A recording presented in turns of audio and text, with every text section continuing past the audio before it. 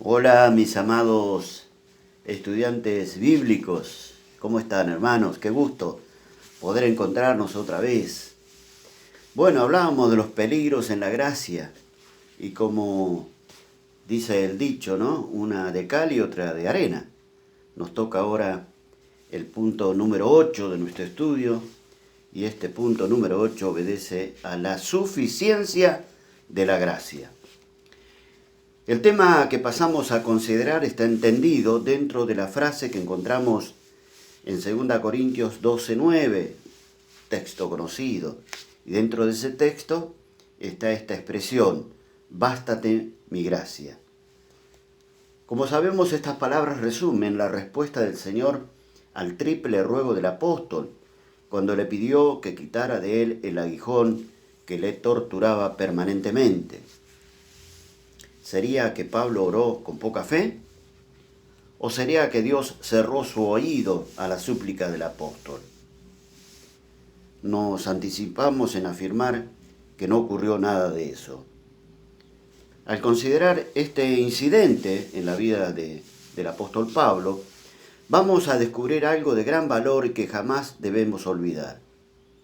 Al menos si queremos liberarnos de errores que nos inducirán al desaliento. Dios no solo escuchó la oración de su siervo, sino que también la contestó.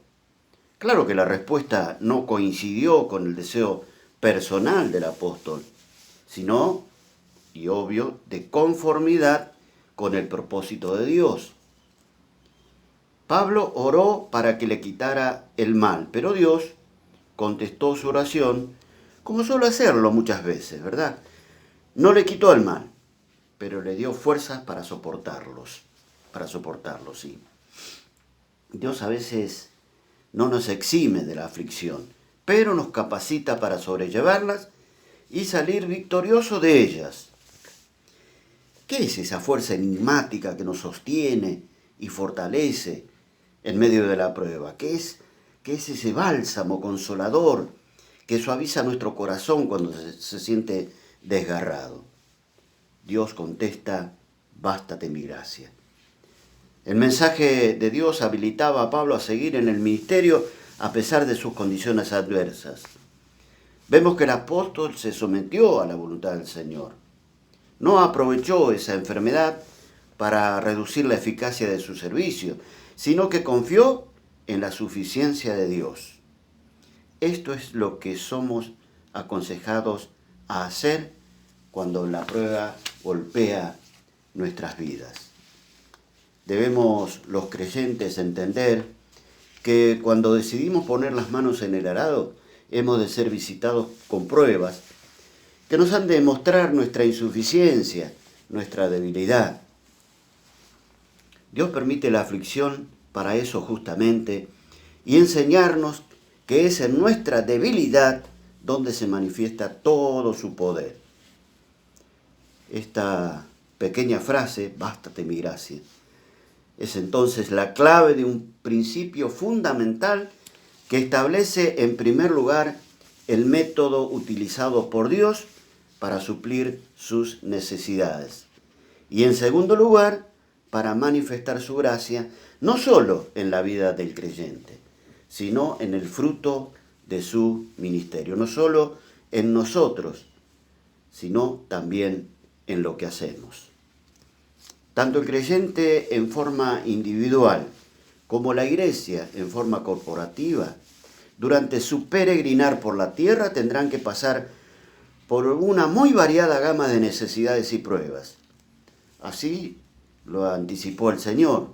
Allí en Juan 16:33 nos recuerda, en el mundo tendrán aflicción. Pero el asunto no queda ahí, porque la firme promesa divina para obtener las provisiones que nuestras almas necesitan, la hallamos en Él. Filipenses 4:19 dice, mi Dios pues suplirá todo lo que les falta conforme a sus riquezas en Cristo Jesús. Qué hermosa promesa, ¿verdad? Es decir que en todo nuestro actuar debemos ejercitar el camino de la dependencia para suplir, que es una palabra preciosa para el necesitado. Esa palabra suplir significa completar lo que falta de alguna cosa, remediar la carencia de algo. Para esto está la promesa y para esto está la intervención divina, la intervención de Dios. Siempre lleva la idea de llenar algo que se encuentra vacío, esta palabra suplir, ¿no? Se encuentra vacío y el deseo de Dios es que no quede así. El deseo de Dios es completar lo que falta, colmar con abundancia lo que se encuentra en indigencia. Este sentido subraya lo que venimos diciendo, el principio de la gracia es un corazón necesitado que se abre confiadamente a una mano extendida, dispuesta a llenar toda necesidad. Esto es gracia de Dios. Analizando el asunto vemos el caso particular de Pablo, ¿no? Recordamos, bástate mi gracia. Que no solo significa arreglátela como puedas, sino yo te sostendré en tu dolor para que logres el objetivo. Hermano, hermana, esto es para vos también, es para mí. Yo te sostendré en tu dolor para que logres el objetivo. Este principio es aplicable también a la satisfacción de nuestros vacíos afectivos, a la provisión de dones en la asamblea, la provisión de sostén para la obra, el suministro de autoridad a los siervos de Dios y tantas otras cosas más. Yo te sostendré. Yo haré lo posible para que puedas seguir adelante. Volviendo al caso de 2 Corintios 12:9, tenemos al apóstol afectado por una dolencia física que él describe como un aguijón en la carne. Bueno, la palabra aguijón puede significar algo que pincha, ¿verdad? Una espina, dardo o estaca. Es decir, un palo con punta filosa como la que se usa para fijar la carpa, campamentistas, o aquellos que fueron campamentistas. Yo no tuve esa bendición. Algo similar a esto era usado antiguamente por los turcos y árabes para torturar a los condenados a muerte. Era un castigo cruel que se llamaba empalamiento. Esto evidentemente no era lo que padecía Pablo, pero sugiere que se trataba de un sufrimiento de gran intensidad. Es interesante notar que esta palabra aguijón sugiere un mal, pero no lo define. Se han hecho muchas opiniones posibles del mal del apóstol y no vale la pena perder el tiempo con ellas. Lo que sí debemos admitir es que Pablo padecía un mal o debilidad que le provocaba gran sufrimiento. Era algo sometedor y humillante, quizás crónico o periódico, y todos coinciden en que se trataba de una aflicción física. Pidió 3 veces y finalmente una respuesta directa del Señor fue necesaria para comprender que su oración no era conforme a la voluntad de Dios. Y ahí alcanzó a saber que su aguijón ya no lo abandonaría más. Su actitud respondió de inmediato al total acatamiento de la voluntad de Dios. La presentación de este incidente no obedece a la exposición de una queja o un lamento, menos aún a pretender dar lástima de su situación. Lo que realmente hace es poner el acento sobre su significación espiritual. Notemos que el relato viene a continuación de dar a conocer sus formidables experiencias de visiones y revelaciones, ¿verdad? Él mismo confiesa, y para que la grandeza de las revelaciones no me exaltase desmedidamente, me fue dado un aguijón en la carne, para que no me enaltezca sobremanera. En primer lugar decimos que con esta porción se detalla que la divina respuesta no se limitó a un escueto bástate mi gracia, sino que vemos que hubo una explicación de parte de Dios, y quizás mucho más amplia, amorosa y amigable, que no nos es necesario saber. En segundo lugar, ningún hombre está libre del excitante frenesí de la glorificación propia. Cuidado. Independientemente de la profunda dependencia en Dios que pongamos en práctica, previo al ejercicio de cualquier ministerio cristiano, una vez cumplido el compromiso, cuidado Carlos, cuidado con esto, no es difícil creernos que somos los artífices de los logros obtenidos, ¿no? Los elogios y las palmadas de algunos hermanos, a veces por demás exagerados, pueden contribuir a esta apreciación errada. No es fácil admitir esto. El apóstol era un buen conocedor de la naturaleza humana y tuvo el valor de confesar: yo soy carnal, vendido al pecado, pues no hago lo que quiero, sino lo que aborrezco, eso hago. Allí está Romanos 14:15.